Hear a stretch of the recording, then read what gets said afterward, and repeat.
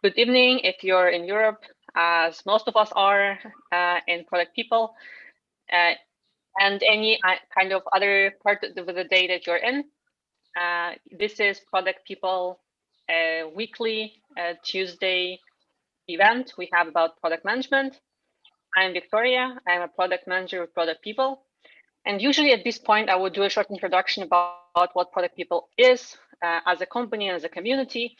But today I'm not going to do that because we have a special issue of the meetup today. We have with us the founder of Product People, Mirela Mus, who will tell us more what the Product People is in detail, how did it come to be in the world, and how did we manage to grow the team 180% within a year. I do think it's very impressive, especially for still small and growing startup as ours. So let's now hear from Mirela, and then after that we will have enough time for the Q&A, everything you wanted to ask about Product People. Welcome, Mirela. Thank you so much, Victoria. And I'm very happy that you're hosting this because for the people here, Victoria was the first employee of Product People and still with us. So we're very excited to have you. And I thought this, considering it's a special edition, it's great that you moderated. So I'll start sharing a little bit about us. We'll start with an intro, then discussing our view on product management very shortly. The reason why I started Product People was the market and what's the use cases we cover, a fun tour of our world, and a bit about our culture. So on the intro, I have about 10 years in product management, 40% of that in product leadership, with a background in computer science and an MBA. I founded Product People about 3 years ago. These are some of our past or active clients, mostly product-centric companies in Europe, and quite fun to work with. So we have two ways in which we help companies discover and deliver great products faster. One is through the community events, one of which you are watching right now. And we have the second largest community in Germany and the largest in Berlin. And then through our engagements where we do the hands-on and very often unglamorous work of a product manager on an interim basis of 3 to 12 months, we onboard fast, align teams, and love to deliver outcomes. So how to troll a product manager? You kind of usually ask them if they're a project manager. Although this is not all inaccurate, in a lot of companies who struggle with delivery, product managers end up doing project management so that they shepherd that delivery and get things done. And most of these companies kind of end up calling them product owner, which is a name borrowed from Scrum. But there are a lot of flavors, and the bigger companies get, the more of these roles they have working together. So we've had clients where I work together with project managers, with program managers, and with product operation managers. So all of these functions take a little bit of product, and they're also configured differently from one company to the other, which also makes our work very interesting in that regard. From our end at Product People, we mostly follow the classical Marty Kagan definition, but of course, if push comes to shove, we can also do the product owner part, which is like more hands-on and more delivery focused. Although we love focusing more on the discovery part and looking for outcome rather than just feature or capability delivery. And to simplify this, I very like this quote from Jan Banks, where it's mostly about people and problems and figuring out the biggest problems to solve with the people that you have and you collaborate with, be them developers, designers, business roles, legal, marketing, or any other functions across the company. So how did Product People get started? I had gotten tired of having yet another product role or yet another product leadership role at a product at a, let's say, smaller product team.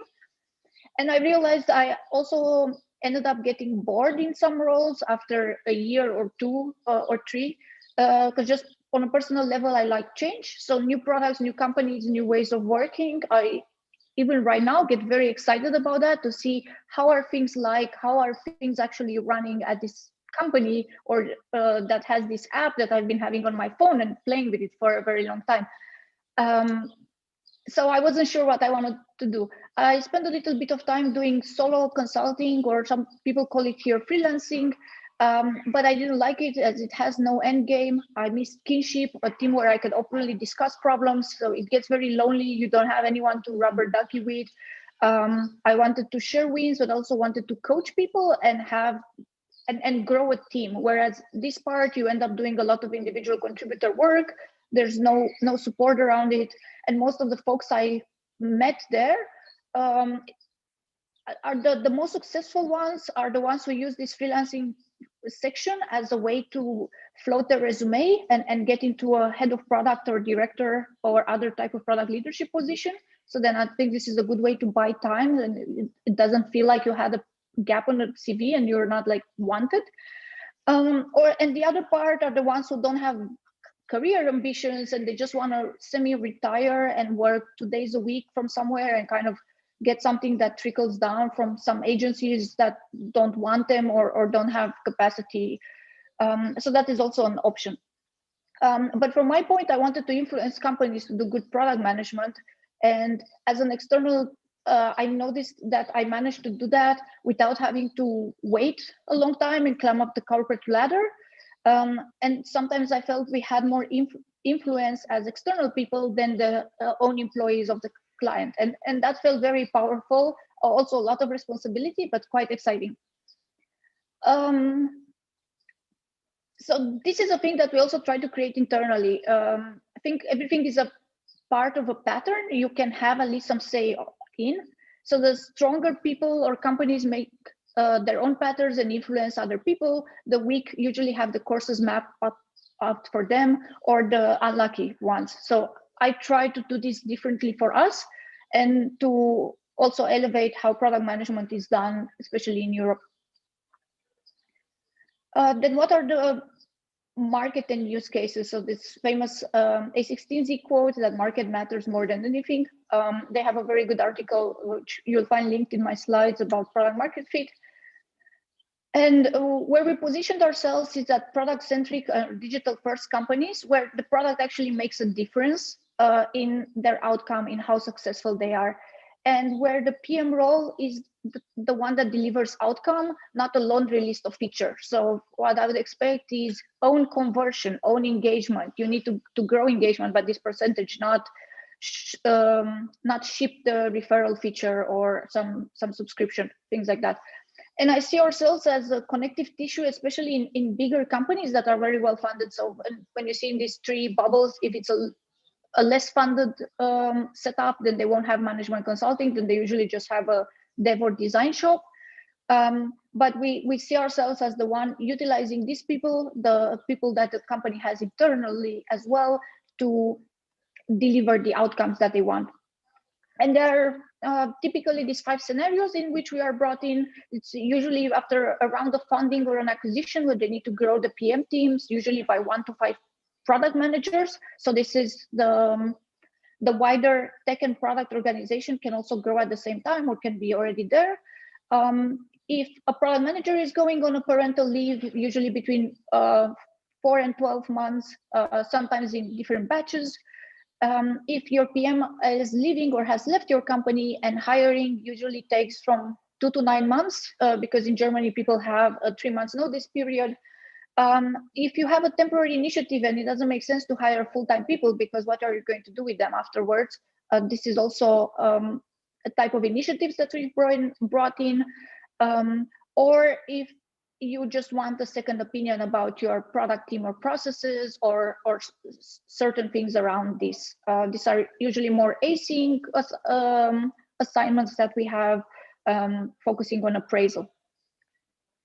All right, so now also the fun part with comics.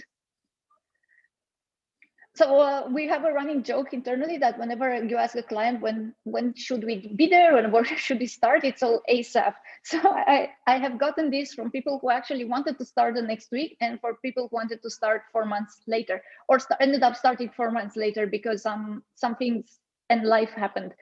But all the time it's ASAP. And I thought about this comic. Nightcrawler is a character in Marvel's X-Men that can teleport, and it's usually in this scene he's summoned somewhere else in 10 minutes and needs to bring the team. And it's mostly how we also come across in conversation with clients. Of course, there are exceptions, and clients actually plan their budgets and their staffing. But those are the very few. Like most of the ones we talk to, it's always ASAP. And it's still fun with that. And I think part of it is that a lot of changes happen very fast and people get overwhelmed internally, or they need to build an empire because that was promised in their last venture round or post-acquisition. And we help pick up the pieces. And again, I found this quote from X-Men where a character actually says that to Charles Xavier and Magneto, who in this setup are building an empire. Another interesting part of our work is the networking you get to do through our community events, through the engagement you have at our clients. So a typical product manager of ours has around 4 clients per year. And so this means that you get the experience in 4 different companies, setups and teams, and you get to meet all the technical teams and stakeholders. So that's 4x the amount of people that you're going to meet in our in-house PM role. And at some point you may lose track of people. So we have this system internally to kind of keep notes and tag who's who. So we don't have this, okay, which is Captain America and who's Iron Man, as in the comic up here. And another thing we encounter is that clients have a lot of acronyms, and some of them, Chloe is already smiling because she's encountered that. And sometimes they use an acronym for something that could be a simpler word to replace it, and other times it's just the industry and the domain that brings that with them. So we also end up building this list and making fun when these acronyms start repeating at clients, but have completely different meanings. And I think one of the in-jokes is this ways of working, or ways in which different people do different things. So for example, at the company, people were canceling meetings, but leaving them in the calendar. So we of course got confused of what this is happening, and basically got this reply above, which was very interesting to say that. And then there's the usual, which you probably also get a lot, is like, sorry, when a stakeholder or someone doesn't respond to you, is like, okay, I was sick and then I was off and then I was busy. You know how this is. No, that's more classical. The one above surprised me and I was very quick to screenshot it. All right, and now a little bit about our culture. I think that this would influence very strongly our outcomes. And also before creating product people, I was in places where I didn't like the culture, and I saw how that hurt the company itself, but also just nice people didn't want to work there and just found something better to do with their time. So I tried to do this better here and have a very helpful and empowering culture for ourselves. And these are our 5 principles. I thought 5 is enough for a company as small as ours, so we won't do as many as Amazon. And we're mostly focusing on solving for the client, helping each other internally, and also helping our community grow, so that we are also helpful to the wider product managers group out there. And so the third one is directly focused on community, spreading knowledge generously. The fourth one is the fourth and the first one is focused both internally and for the clients. And the fifth one is more towards the company's endurance. And I get asked like how we select our people. We don't do this very classical CV screening. We mostly focus on hands-on assignments and how people write, because we're aiming to be more of an async culture, and we are distributed first. We also give people a lot of responsibility from the start. So we've had interns who said, well, I never felt treated as an intern. I've got like more responsibility than I've ever thought I would get. We also do a lot of knowledge sharing and bringing people on, which I know is not common in usual product roles. And it wasn't also when I was a PM myself. It's mostly you're kind of a lone wolf. You're buried in things that stakeholders and your developers ask you to do, and you have no one to support it. Whereas for us, anyone from PM level 2 onwards has people that they mentor, but they also actively help on their projects. So it's a little bit easier than out there from this point of view. And we give an open and kind feedback to each other. And I see this throughout our retros that people really enjoy their one-on-ones and their sharing session and working together. And we're also quite transparent when things don't go very well, and try to get to the bottom of it and understand what it is without being blamey or difficult. And I think this also improves our self-reflection and getting better. So for hiring, mostly we look at strengths, not lack of weaknesses. So we look at what did people do well in the assignment. Are they courageous? Will they be able to effectively manage groups composed of strong personalities? As you have sometimes this in your stakeholder groups. Are they customer-centric, but also very pragmatic? And are they fast to do actions, but they are patient to see the results of this action? All right, and now the same shameless plug about joining us. So we are about 18 people right now, mostly based in, we're based in Europe, mostly Germany, Spain, a bit of Romania, a bit of Ireland, and I hope I haven't forgotten anyone. Oh, and right now Cyprus with Mansour. And I had a session with the team asking why would people join us and why did you join us? And this is what we came up with. First is mostly mine, so because this is what I personally like to see how things really are behind the scenes at some companies. And we've seen this at someone joining us and then working on a certain assignment. And we're like, oh, wow, before joining you, I was actually discussing with this company, and it was definitely not what I was expecting it to be. You learn also a lot about different industries. So you can be doing real estate now and you're doing fintech 3 months later, or e-commerce, or media, or marketing tech, or micromobility, or mobility, or logistics, or. So then later you can, and you also can go from B2B to B2C, or internal facing tools, or various areas. So you have more career choices when you would decide to move on, because you've had all this exposure. Whereas sometimes you may end up being pigeonholed, where people just won't take you because you don't have fintech experience or you don't have X or Y. And usually HR has these arbitrary screenings. And the third one came also from one of our PMs, who said that basically this is how it felt. And we've also noticed when we were doing the retro and discussing some things from February, and people were like, oh, this was February. I felt it was like 2 years ago, because so much has happened since then. But that would be considering you have this rotation, and usually in tech roles, you kind of move jobs in 1 or 2 years. And this is when your universe changes, whereas with us, it kind of changes 3 to 4 times per year. Then you start getting all this concentrated experience. You expand your network and meet interesting people, or so we hope.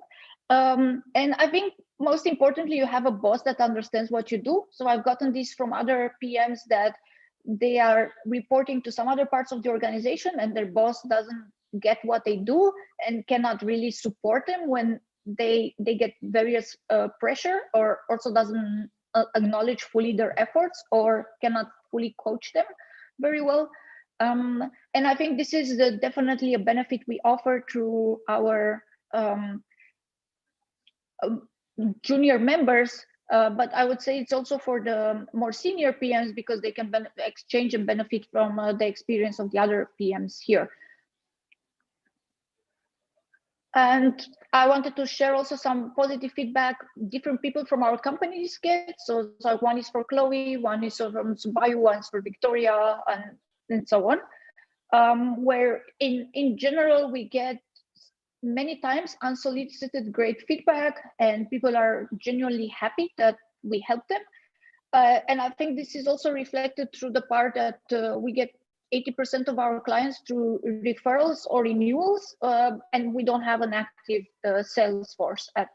There's no sales force. It's basically people talk to me once in a while, but that's it. And so some of this feedback makes it on LinkedIn, like for example, integrating Google Maps at tier. And Stefan from Scout mentioned us in his farewell message. And there are a bunch of others, but I didn't want to make slides just with screenshots I collect from LinkedIn. And we're also hiring, so you can go through productpeople.join.com. I think the job is also linked from our LinkedIn page, so you can click and it will redirect you from there.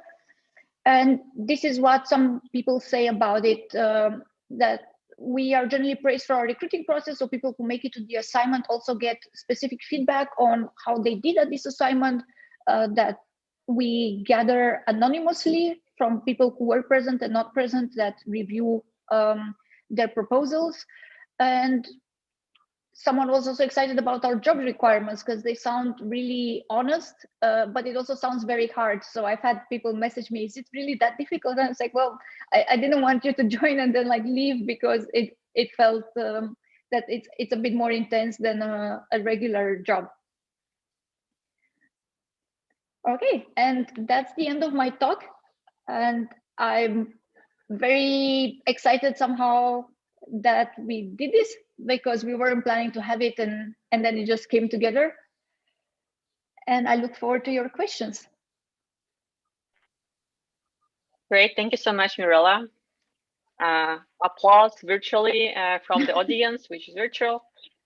And we have already some questions from YouTube, so let's start with those. I think they're also very, very relevant to what you just shared. And there are two people are asking about the first client. So how did you find the first clients? How did you approach the companies at the beginning? I remember they approached me, so it was also through a friend of mine. It was kind of one of these funny blockchain startups.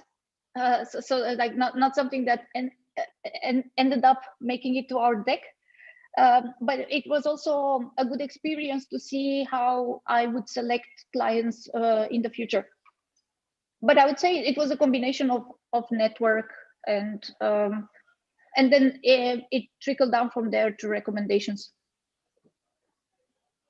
I guess coming out of there, would you give advice or recommendation to people who want to start on this direction as a freelancer, or they're looking to join product people and wonder how can they bring new clients in? What would you recommend? So to unpack the question on one, if they want to start as a freelancer, going back to my advice, they can do that if they want to take it easy. So whenever I speak with freelancers, the ones who kind of have done this for a while, they're just these people who kind of work maybe half of a year or something like that, and they just take something when they feel like it or when they run out of money. So it's not a sustained performance. So I'd say if you want to have sustained performance, join another company, because it also gets very lonely. So compared, like if you're doing this very seriously, it's very hard work, it's very intense. You're all by yourself, thrown into whatever drama or disaster is unfolding at the client, and you have no one to complain to and no one to ask for help, because they'll be like, well, we're paying you to fix this, like why are you coming to me to complain? You should just do it. If they want to do this to float their resume around, I would say it's a good idea to also use this as kind of a dating moment with your companies, because it doesn't look well on your CV if you join as head of product here and then you quit after the first week because they lie to you and it's not what you were expecting. But you say, hey, can I advise or consult for you for a month or so? And then you can convert that into a full-time role. So I would say this is a good thing if you're trying to do this transition and you're not super sure about the company, rather do that, because if you disengage after 3 months with them, then it won't be a negative on your profile. It's like, well, I never said that I'm joining full-time, I'm saying that I'm advising you.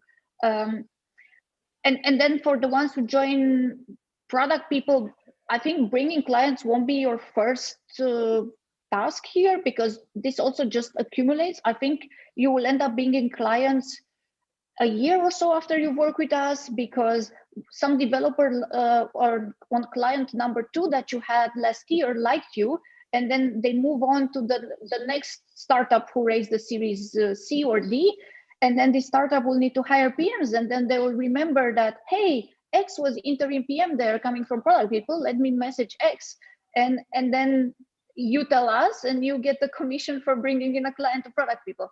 But I wouldn't say that unless you've been doing this for a while, in some circumstance, or you come from or you're just like in various founder groups or have this type of network, we don't expect that you would bring clients, because this, I think, is the most difficult part in any B2B business. Thanks. I hope that was helpful to the people who asked the questions in LinkedIn. If you want to follow up on the questions, please feel free to write in the chat. And we will now move to next set of questions. How do you compensate the PMs at product people? Are the PMs employed at the company or working freelance? And is there some revenue share? And a follow-up question, what is the approach to a situation when your customer makes a job offer to an interim product manager who comes from product people? So speaking on compensation, yes, for a certain level above, our PMs get revenue share directly from the billables of the client. And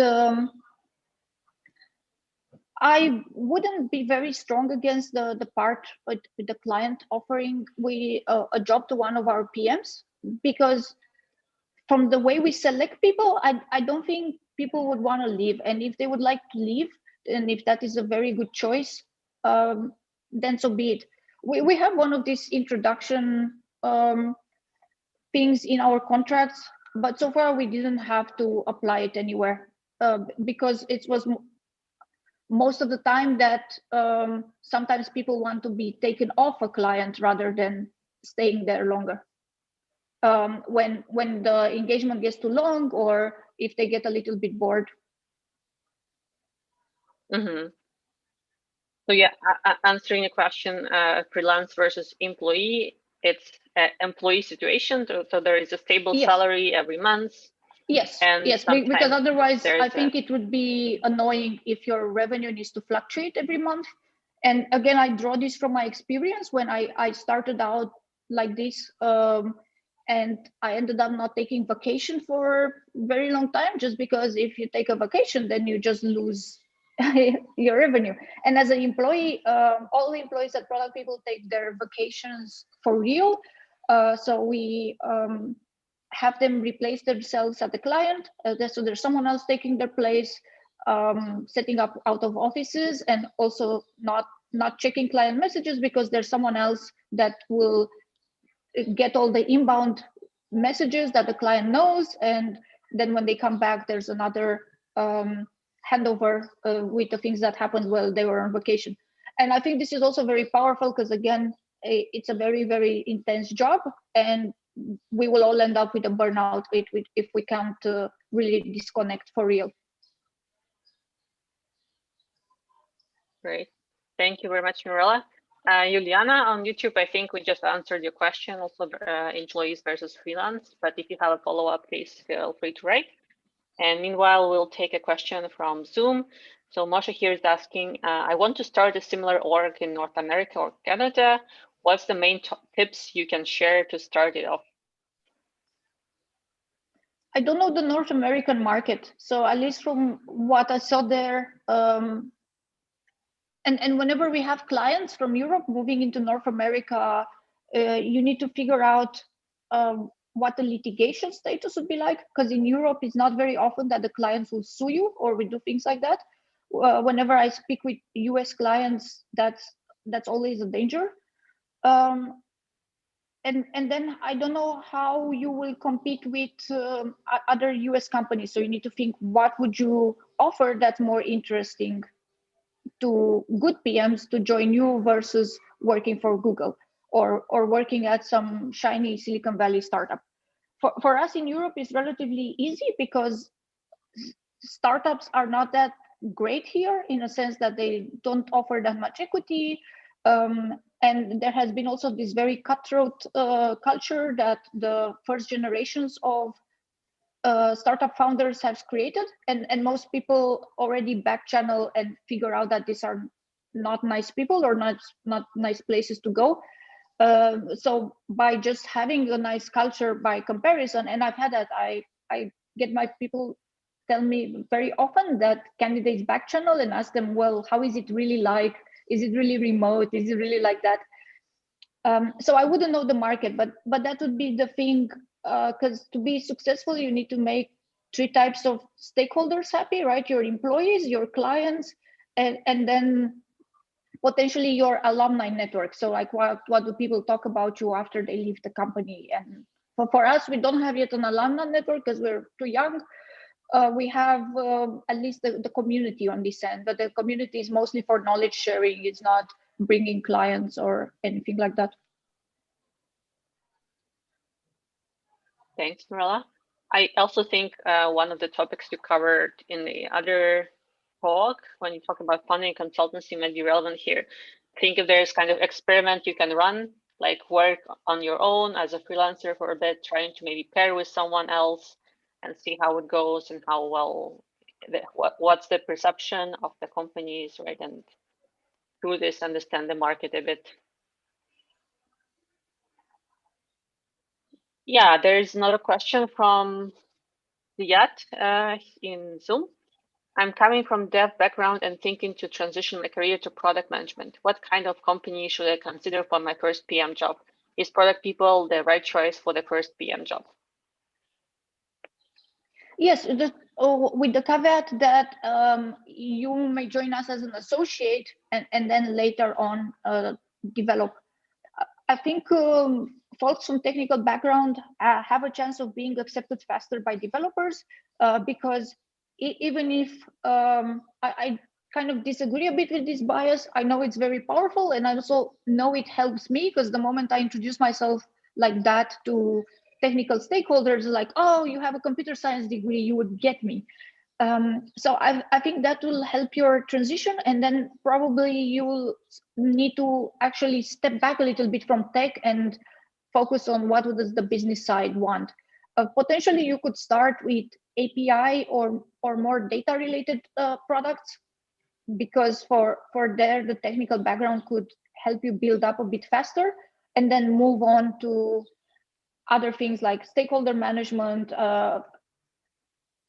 figuring out like what the business wants and how to make the product work from the business perspective.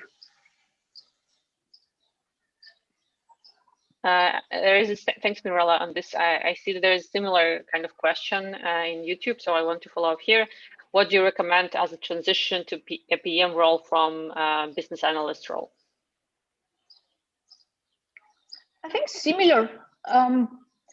Look for places that do internship or have associate PM roles, because that I would expect is somewhat easier to go into. And if they have associate PM roles, it means they will have also PM and senior PMs that you could get some mentoring from. How is it with us? What I wouldn't recommend going is in a company where you'll be the only PM. And I've noticed a lot of people sometimes doing this choice because there they get the title PM, but they're the only one, so they don't have anyone to pair with. The rest of the business doesn't understand their function, and they kind of end up doing whatever is assigned to them, but they don't know if that is product management or not, right? It just can be a person who jumps around and does some mini projects and fixes some things. which could also be fine, but you may be surprised a bit later when you try to get an actual PM role that people will say, well, this doesn't feel very relevant. Your experience is not super relevant to what we want. Thank you for that. I hope that was helpful to the author. Again, if you have follow-up, please write there. And now another, from a different angle, question on the community. You have reached 6K plus member community in a short time. Could you share some tips on community building? I wouldn't say short time. It feels so very long. And I think one of the stuff that we did was consistency, and we don't have an angle. As Mansoor was showing me this meme that he made earlier, which you should also share on our page, that most of these things post community, and they're just like used as an angle for recruiting or for selling you an online course or selling you a subscription to join a Slack with other product manager, or like something that doesn't feel super useful. For us, it was knowledge sharing. You can watch this on YouTube. There's no got you in it. So, and this is what I got inspired from the founder WhatsApp, that allegedly he had a sticky note on his monitor that said no ads, no games, no gimmicks. And that were the 3 product principles of WhatsApp throughout their time until they sold to Facebook. Yeah, I can only concur here. I think consistency was one of the main things we paid attention to and try to deliver well on this regular things that we have taken upon us. And I think this always helps to build a community. Also from my previous experience in that, I would say that's important. And if you can only do one thing well, just do it regularly for some time and it will give fruit. Now, another interesting question on Zoom from Juan. Do you work on site at the client premises or remotely? If you work remotely, can you share some best practices? Oh, we absolutely love to work remotely. So I think we've only been on site for a pizza thing, and then at another client we went for drinks with their colleagues. But we also plan to stay remote after Corona, which some people think this is over, but I'm just giving these quotation marks. Because I think that also makes us more effective. So as for more context, we're not allocated full time at clients. We are in between 2 to 4 days a week. And with that, it also gives us a bit less interrupted times, less interruptions. I remember my times back in the days, I say quotation mark, when I needed to go on site, I would end up there, and then towards the end of the day, I had done nothing because I kept getting hijacked, or people coming to my desk or coming to someone else's desk, and so then they would say, go talk to Mirela. And I would end up like hiding in a meeting room to work a little bit so that people don't come and interrupt me. Whereas right now it's kind of easy. You can set yourself a bit of a snooze on Slack. At some clients, they're more flexible and they accept, or part of our team accepts no meeting days. So then we have that breather, and we then cluster meetings between Mondays and Thursdays. So I'm definitely quite strong for remote, with small bursts of seeing each other for socializing. So if you can maintain relationships with people by seeing them, or family by seeing them every 6 months to a year, I think the same can work for your colleagues and your company. So we plan to have an on-site retreat, and once in a while meet in a location if more of us are in that location. But then we don't have an office, and we also think it's more productive to work remotely for our clients. Thanks. How about best practices? What did you find helpful for us to enable this remote work? We also, the team where most of people did not meet each other in person ever until we have this first trip together. So what do you think worked the best for us? I think doing small clusters, and then keeping communication in the open. So we have mostly public channels. We do this by topic, by either topic or by client. And then we have like shorter synchronous meetings, like stand-ups for each client, for the people that are working on that, then having a all handies one in on Mondays and on Thursdays. I would say mostly that, and then basically all the people have an anchor, so even the interns get one of the PMs as their mentor throughout their journey, so the people don't feel that they're thrown in there and left all alone. There's always someone to work with, or someone that pulls you in some ongoing thing, and then you also have a point of contact.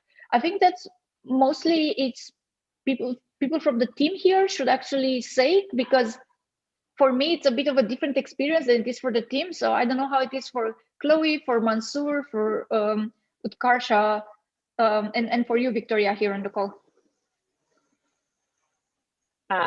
Yeah, I think we need to make a separate talk about this at some point, what we practice internally, also tools and things we do and things we also discovered.